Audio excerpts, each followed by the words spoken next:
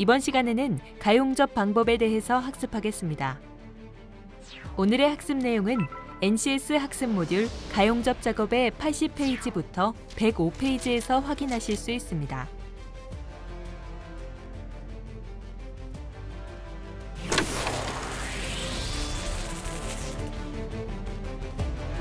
오늘 배울 내용의 NCS 정보를 확인합니다. 우리는 가용접 하기에 대해서 알아보고자 합니다.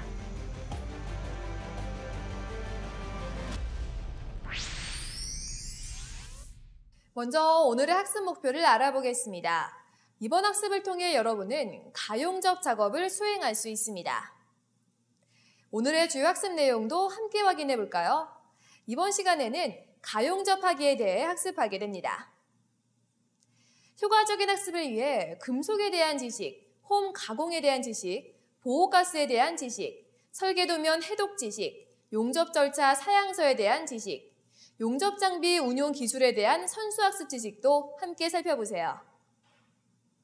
본격적인 학습에 앞서 핵심 용어인 용접 이음, 가용접, 필린 용접, 용접 변형에 대해 잘 기억하시고 학습에 집중해 주시기 바랍니다.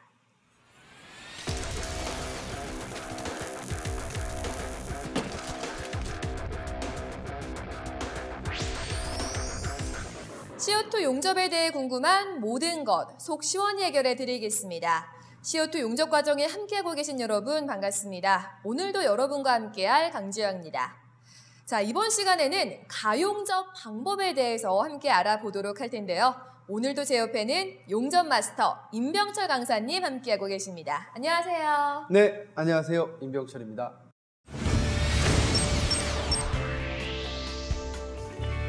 네, 반갑습니다. 자, 이번 시간에는 실제로 가용접을 하는 방법을 알아본다라고 하셨는데 이 가용접이라는 게 뭐예요? 그러니까 진짜 용접이 아니라는 거죠? 네, 이 가용접은 본용접 시 각 부분을 정확한 위치 유지 및 이 변형을 방지하기 위해 실시하는 것입니다. 다시 말해서 이 가용접은 본용접 전에 이 소정의 위치에 부재를 고정해두기 위해 하는 경미한 용접을 의미하는 거지요. 그러니까 잠시 고정하기 위해서 하는 거네요. 네, 알겠습니다. 자, 그럼 실제로 어떻게 가용접을 하는지 그 방법이 궁금해지는데요. 본격적인 학습을 시작해 보도록 하겠습니다. 출발합니다. 출발!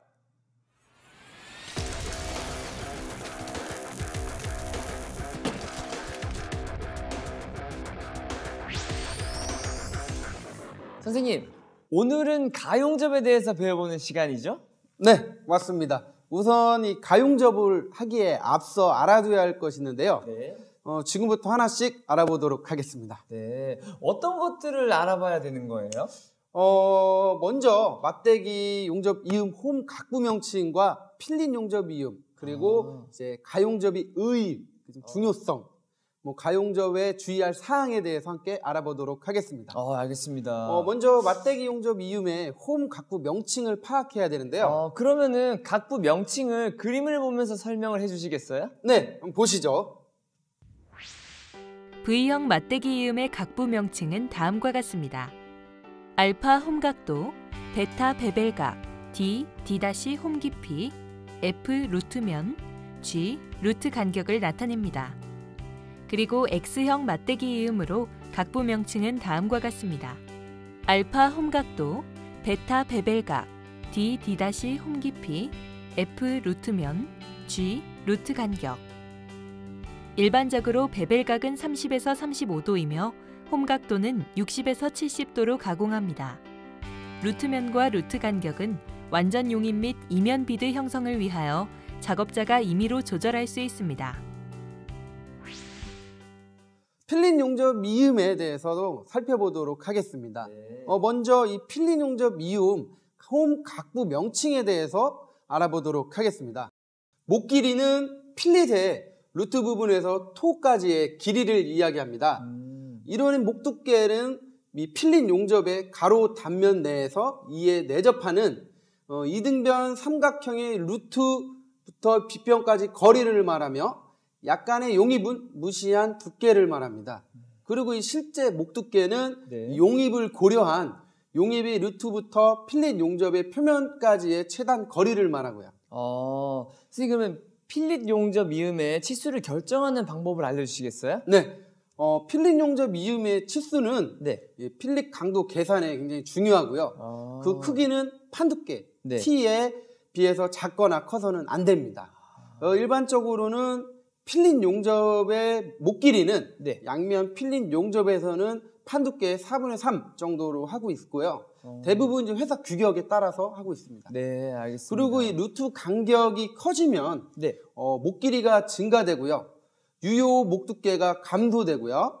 루트 간격을 0.8mm 이하로 하는 것이 좋습니다. 알겠습니다. 네, 설명 굉장히 잘 들었습니다. 다음의 그림은 필릿 용접 이음 홈의 각부 명칭입니다. 참고하시기 바랍니다.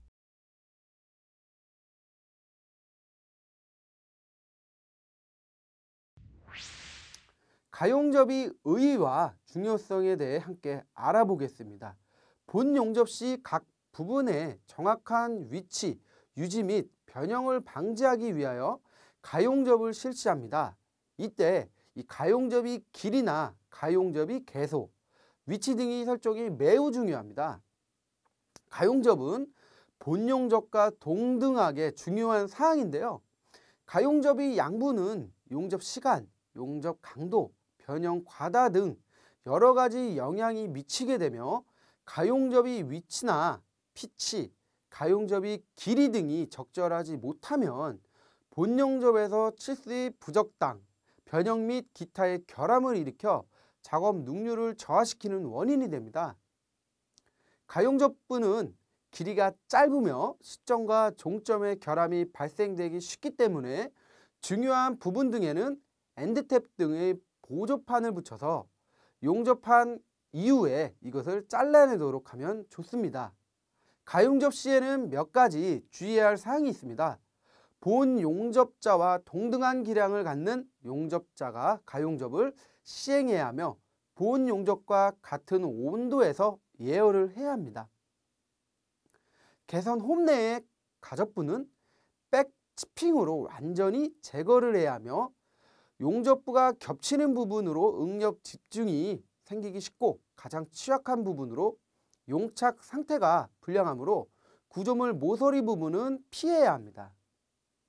용접봉은, 용접 와이어는 본 용접 작업 시에 사용하는 것보다 약간 가는 것을 사용하고 간격은 일반적으로 판 두께의 15에서 30배 정도라는 것이 좋습니다. 가접비의 길이는 판 두께에 따라 변경을 해야 하는데요. 다음 표를 통해 판 두께에 따른 표준 비드 길이를 살펴보도록 하겠습니다.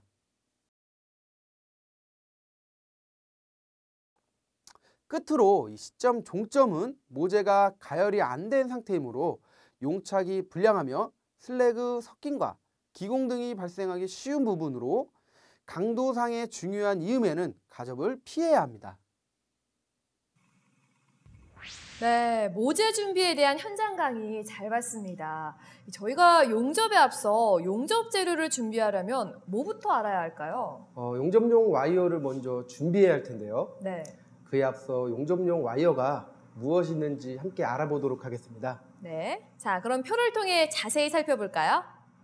용접의 종류는 다음과 같이 아크 용접, 가스 용접, 특수 용접으로 구분할 수 있습니다. CO2 용접은 아크 용접법으로요, 전극 소모식에 해당됩니다.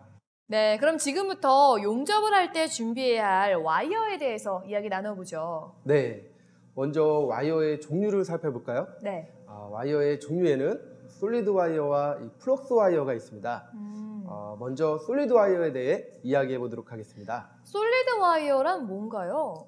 네, 이 솔리드 와이어란 이 플럭스를 내장하지 않고 네. 용해, 아변, 신선 과정을 거쳐 제조된 중간에 비어있지 않고 완전히 금속으로 채워진 와이어를 말합니다. 네. 일반적으로 전도성 및 방청성을 높이기 위해 표면에 구리도금을 하는 것인데요.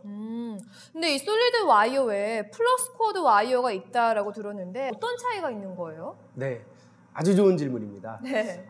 솔리드 와이어는 주로 이 연강과 이 고장역강, 그리고 내열강 등의 용접에 사용하는 것이고요. 네. 플럭스 코어드 와이어는 주로 영강용, 고장력강용, 그다음에 내후성강용, 저온강용, 내열강용, 표면 강화 육성용, 스테인리스 강용 등의 용접에 사용하는 것입니다.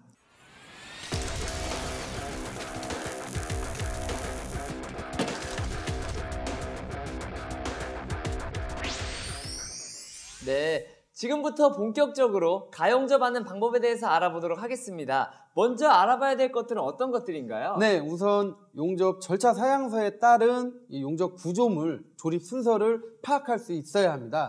그러면 자세한 설명 부탁드리겠습니다. 네, 용접 구조물 조립 순서는 용접 순서 및 용접 작업 특성을 고려해서 계획하고요. 용접이 잘못된 곳이 없도록 해야 됩니다. 변형 혹은 이 잔류 응력이 남지 않도록 검토를 하여 조립 순서를 정해야 하는 것이죠. 용접 시공 순서를 결정하는 기준이 따로 있나요? 네, 용접 시공 순서의 결정 기준은 네. 가능한 변형이나 잔류 응력의 누적을 없애는 것인데요. 일반적으로 다음 같은 사항을 유의해서 시공을 해야 됩니다. 동일 평면 내에서 많은 이음이 있을 때는 수축이 가능한 자유단으로 보내고요. 큰 구조물의 중심선에 대해서는 항상 이 대칭으로 용접을 해야 됩니다. 대칭적으로? 네. 용접선의 직각 단면 중심축에서 대해서는요, 이 수축력의 모멘트의 합이 0이 되게 하고요. 리벳 작업과 용접을 같이 할 때는요, 네. 용접을 먼저 하고요. 용접 열에 의해서 리벳 구멍이 늘어나는 것을 방지해야 됩니다. 수축이 큰 맞대기 이음을 먼저 용접하고요. 네. 다음에 필린 용접을 해야 되고요. 큰 구조물에서는 이 구조물이 중앙에서 끝을 향해서 용접을 실시해야 됩니다. 선생님, 그러면은 중요 부분의 조립은 어떻게 가접을 해야 되죠? 네, 아주 좋은 질문입니다. 이 중요 부분의 조립은 가용접 지그를 사용해서 가접을 해야 됩니다. 지그를 사용해서? 네. 용접 조립은 가능한 이 정반 위나 아니면 이것을 대신할 수 있는 여러 가지 이 가접용 지그를 사용해 주시는 것이 좋습니다. 이와 같은 조립은 이 용접 공사에 있어서요, 대단히 중요한 공정이고요. 이 적합성은 용접 결과에 직접적인 영향을 미칩니다. 그 조립이 용접 결과에 직접적으로 영향을 많이 미친다는 그런 말씀이시네요? 네. 다음은 이 용접부의 기호를 파악하는 것이 굉장히 중요합니다. 네. 이음의 종류와 홈의 형태, 그다음에 필렛의 각장, 용접의 길이, 이 뒷면 용접이나 비드면의 마무리 등을 표시하기 위해서는 한국 산업 표준에 제정된 용접 기호 KSB 0052를 파악해야 됩니다. 엔드탭은 모재와 같은 재질의 아니면 두께로서 모재와 같은 홈을 만드는 것을 사용하는데요. 네. 한국 산업 표준에서 제정된 용접 기호를 파악해야 된다는 말씀이시죠? 네네. 네. 설명 잘 들었습니다. 용접 절차 사양서에 따라 용접 구조물이 변형되지 않도록 가용접 작업을 수행하는 것이 매우 중요한데요. 지금부터 그 방법에 대해 구체적으로 살펴보도록 하겠습니다. 먼저 용접 변형 방지법을 알아두어야 합니다. 금속의 경우 이 가열과 냉각이 이루어지면 변형이 일어나는데요. 변형의 양과 모양을 정도에 따라 차이가 있을 수 있지만 가열과 냉각에 의한 변형은 언제나 존재합니다. 용접이란 인위적으로 고열으로 열을 모재에 가하여 금속을 용융시킨 후에 냉각시킴으로 원하는 결과를 얻는 작업이기 때문에 변형을 피할 수 없고, 이 변형 문제는 용접에서 가장 크게 대두되는 것입니다. 열을 받은 금속이 냉각되면서 수축되는 현상을 제한하는 방법은 여러 가지가 있을 수 있으나 수축을 억제하면 도리어 재료 내부에 잔류 응력이 존재하여 재료의 기계적 성질을 저하시키므로 수축과 잔류 응력을 동시에 줄이기는 매우 어렵습니다. 또한 일단 용접 변형이 일어난 후에 교정하려면 많은 장비와 시간이 필요하므로 사전에 그 변형량을 예상하여 될 수 있은 한 작게 해야 합니다. 다음으로 용접 변형 방지법의 종류에 대해 함께 알아보도록 하겠습니다. 억제법과 역변형법, 대칭법이 있는데요. 먼저 억제법을 살펴보겠습니다.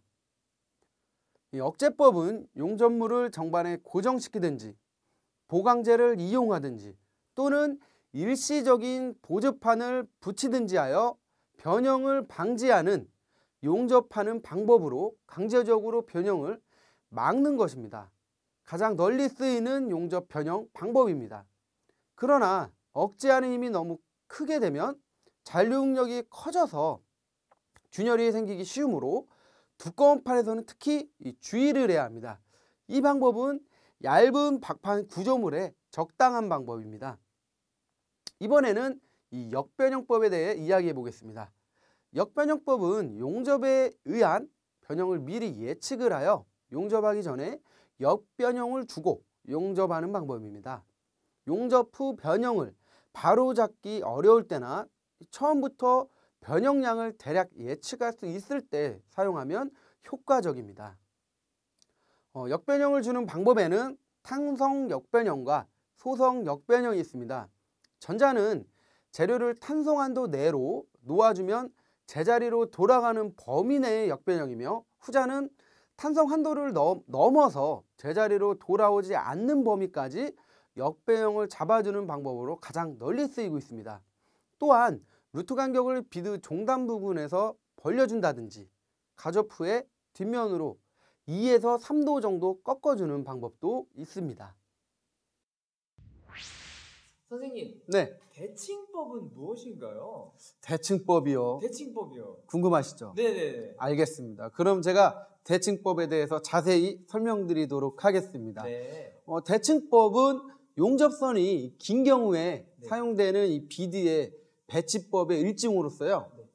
화면에서 보시는 것과 같이 용접선의 중앙에서부터 네. 시작해서요. 좌우 한 번씩 대칭으로 놓고 이제 변형을 발생하는 것을 경감하기 위한 그런 방법을 바로 대칭법이라고 합니다. 아, 네네. 대칭으로 놓고 그 변형이 발생하는 걸 경감하는 방법? 네. 그러니까 한쪽 중앙에서 시작해서 오른쪽 한 번, 왼쪽 한 번, 또 한 번씩, 오른쪽 한 번, 네, 왼쪽 한 번, 또 오른쪽 한 번, 왼쪽 한 번 해서 네. 이렇게 변형을 용접 변형을 방지해주기 위해서 쓰는 용접 방법이죠. 아, 알겠습니다. 대칭법에 대한 설명 잘 들었습니다. 네, 지금부터 용접 절차 사양서에 따라 가용접하는 방법을 하나씩 알아보도록 하겠습니다. 선생님, 네, 저희가 무엇부터 하면 되나요? 네, 먼저 이 구조물 이음 형상에 적합한 가용접 위치를 파악해야 됩니다. 이 가용접부는 슬래그 섞임, 용입 불량, 균열, 기공 등의 결함이 발생하기 쉽습니다. 그러므로 이음부 시점과 종점, 모서리, 강도상 중요한 부분은 피해야 됩니다. 아, 그렇군요. 네. 아니, 그런데 어쩔 수 없이 그 부분에 해야 되는 경우도 있지 않을까요? 있죠. 그쵸? 아이, 그럼요. 그럴 때는 네, 어떻게? 그럴 때는 본 용접 전에 갈아내는 것이 중요합니다. 아, 네. 다음은 이 구조물의 이음 형상에 따라 가접을 하는데요. 네. 이제 필릿 이음, 모서리 이음, 맞대기 이음 등의 용접을 잘할 수 있도록 용접 절차 사양서, WPS라고 그러죠. 네. 이 용접 절차 사양서에 따라 가접을 해야 됩니다. 이제 가접부는 용입 불량, 슬래그 섞임, 기공 등이 생기기 쉬우므로요. 네. 이 원칙적으로는 용접선 양 끝에 가접하는 것은 좋지 않아요. 근데 용접 자격 시험의 경우는요. 네. 양 끝과 중심부의 제거를 하고 나머지 부분은 굽힘 시험으로 이렇게 사용하고 있고요. 용접 연습 시에는 네. 이제 용접 모재를 최대한 활용하기 위한 경우가 있어서요. 문제가 되지를 않습니다. 알겠습니다. 끝으로는 이 가용접은 본 용접을 하기 전에 네. 이 소정의 홈의 치수를 유지하고요. 용접 변형을 방지를 하고요. 안정된 용접 결과를 얻기 위함입니다. 방법을 하나씩 살펴보겠습니다. 네. 이 가용접 부위에 기공 및 슬래그 혼입 등이 발생을 하면요. 본 용접에서 용입 부족, 기공 발생의 원인이 됩니다.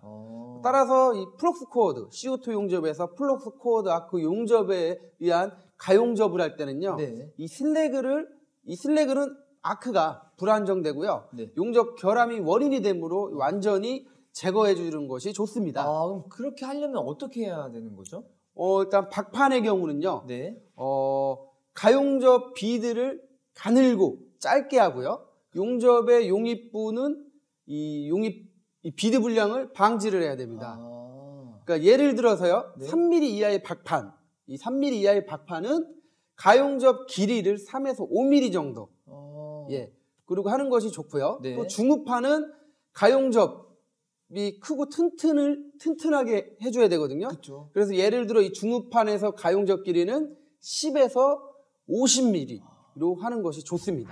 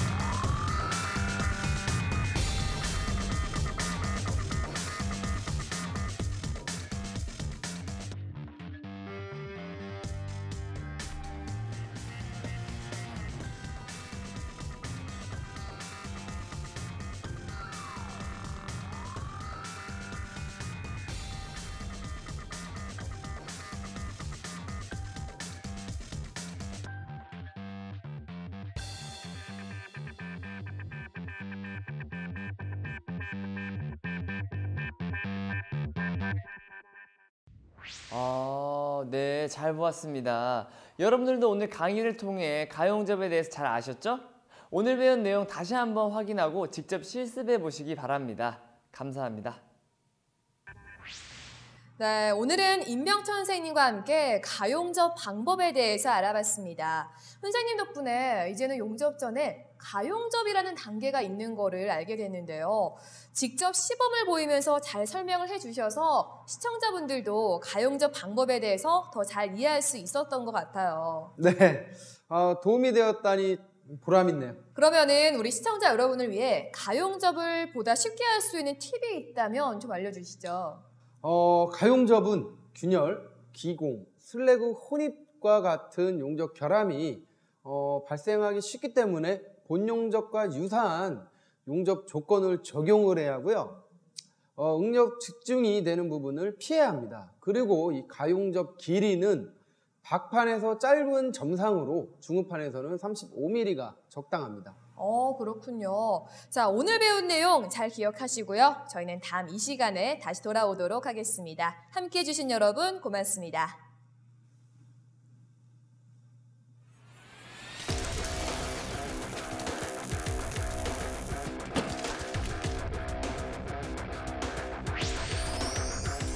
오늘 학습한 내용을 다시 한번 살펴보도록 하겠습니다. 가용접은 본 용접을 실시하기 전에 좌우의 홈 부분을 잠정적으로 고정하기 위한 짧은 용접으로 용접 전에 구조물의 조립에 사용하는 짧은 용접을 의미합니다. 가용접 시 주의해야 할 사항을 알아보면 본 용접자와 동등한 기량을 갖는 용접자가 가용접을 시행해야 합니다. 본 용접과 같은 온도에서 예열을 하고 개선 홈 내의 가용접부는 백치핑으로 완전히 제거합니다. 구조물의 모서리 부분은 용접부가 겹치는 부분으로 응력 집중이 생기기 쉬우며 가장 취약한 부분으로 용착 상태가 불량하므로 피해야 됩니다. 용접봉은 본 용접 작업 시에 사용하는 것보다 약간 가는 것을 사용하고 간격은 일반적으로 판 두께의 15에서 30배 정도로 하는 것이 좋습니다. 가용접 비드의 길이는 판 두께에 따라 변경하며 시점과 종점은 모재가 가열이 안 된 상태이므로 용착이 불량하며 슬래그 섞임, 기공 등이 발생하기 쉬운 부분이므로 강도상 중요한 이음에는 가용접을 피합니다. 끝으로 용접 이음의 종류와 홈의 형태, 필릿의 각장, 용접의 길이, 뒷면 용접이나 비드면의 마무리 등을 표시하기 위해 한국산업표준에서 제정된 용접기호 KSB 0052를 통해 파악합니다.